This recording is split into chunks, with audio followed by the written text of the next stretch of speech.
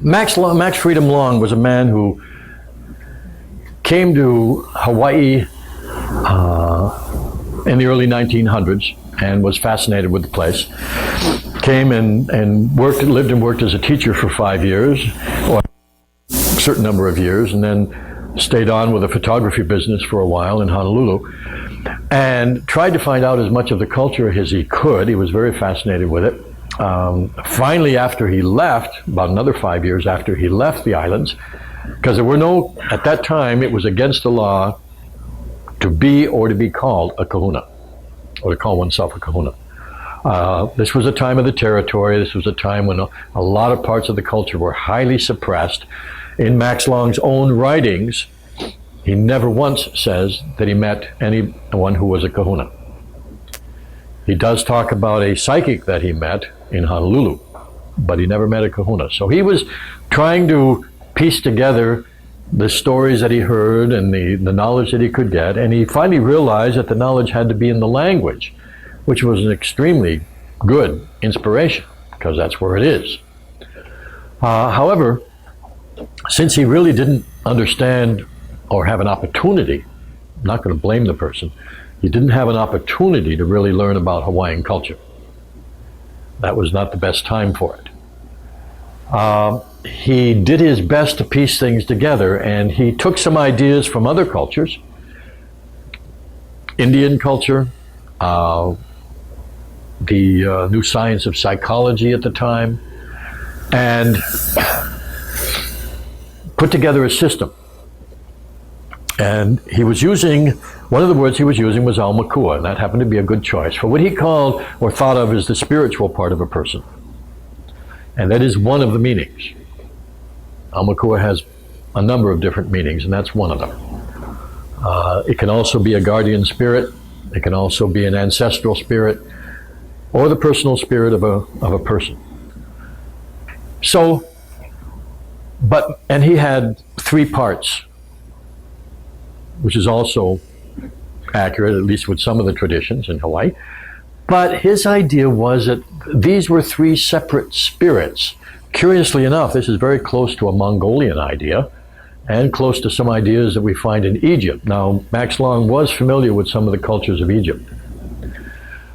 This idea that we are composed of several different independent spirits that have to try and get along, and that these evolve separately. Well, that's very un-Hawaiian. It's not a Polynesian idea. These parts that as we talk about them, are really simply different aspects of a human being, like we might call body, mind, and spirit, but with no sense that those things are separate. You might talk about your head, hands, and feet. That doesn't mean that they're going to go off on their own direction. Okay? So he created this, as far as the aumakua and those things go, he had this idea of these separate, autonomously evolving parts, and which is not a Polynesian concept. Okay. As a system that he created, though, it is workable. You know, it's a workable system. And he was the first person to get any public interest in esoteric Hawaiian knowledge. Okay, so he played a very important role. Yeah, I just remember reading his method. What? Manifestation. Well, yes. Now, the other thing is, here's another thing that where he got it, I don't know. But he had the idea, because of this separation thing, that in order to manifest something, he had a mistaken concept of mana. Like many people, he thought mana was energy, which it is not.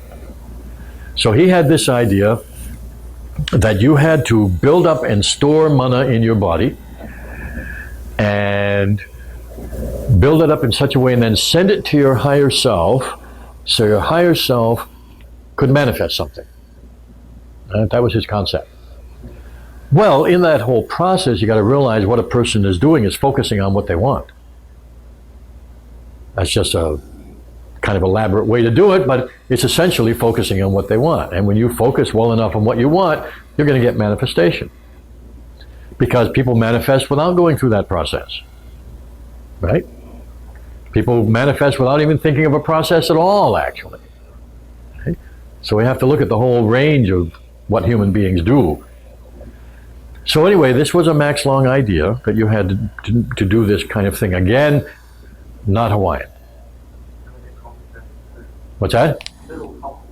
Very, yeah, much more complicated. In Hawaiian, you did a haipule, which you put together words and imagery and gesture and focus, and manifestation happened. Right. They didn't, you might ask for spirit help. That was very common in Hawaii. Okay? But that's just like asking a friend to help you move furniture. Okay? Hawaiians did not have a sense of separation between the spiritual and material worlds. This is a very Western concept. Okay? They just didn't think of them as separate.